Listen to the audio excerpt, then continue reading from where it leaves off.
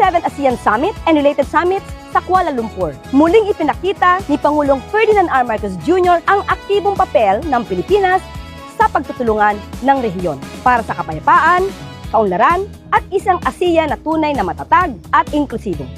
Sa pagbubukas ng 47th ASEAN Summit and related summits, nagtipon ang mga leader ng rehiyon para sa temang inclusivity and sustainability. Ipinagdiwang din ang makasaysayang pagpasok ng Timor-Leste bilang ika-11 na miyembro ng ASEAN. Patunay na patuloy na lumalawak ang pamilyang ASEAN.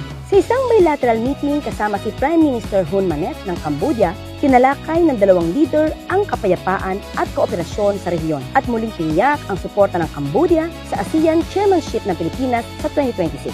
Kasunod nito, nakipagpulong si Pangulong Marcos kay Prime Minister Mark Carney ng Canada kung saan pinagtibay nila ang matatag na ugnayan ng dalawang bansa at ang patuloy na pagsuporta ng Canada sa Pilipinas sa pagtataguyod ng rules-based international order sa ilalim ng UNCLOS. Sumunod ang pulong kay Prime Minister Anutin Shanwirakul ng Thailand. Binigyan diin ng dalawang leader ang pagpapalawak ng kalakalan, agrikultura at edukasyon at ipinagdiwang ang higit 75 na taon ng pagkakaibigan ng Pilipinas at Thailand. Sa plenary session ng ASEAN Summit, ipinahayag ni PBBM ang kahandaan ng Pilipinas bilang host ng ASEAN sa 2026. Tiniyak niya ang pagpapatupad ng mga praktikal, inklusibo at makataong inisyatiba na direktang makikinabang ang mga mamamayan ng rehiyon. Kasunod, nagkita si Pangulong Marcos at ang bagong Prime Minister ng Japan, Sanaya Takaichi. Pinag-usapan nila ang 70th anniversary ng ugnayan ng dalawang bansa at ang pagpapalakas ng defense cooperation sa ilalim ng Reciprocal Access Agreement. Sa pulong naman kay European Council President Antonio Costa, tiniyak ng European Union ang suporta nito sa ASEAN Chairship ng Pilipinas at sa pagpapatuloy ng trade partnership para sa mas matatag na ekonomiya. Third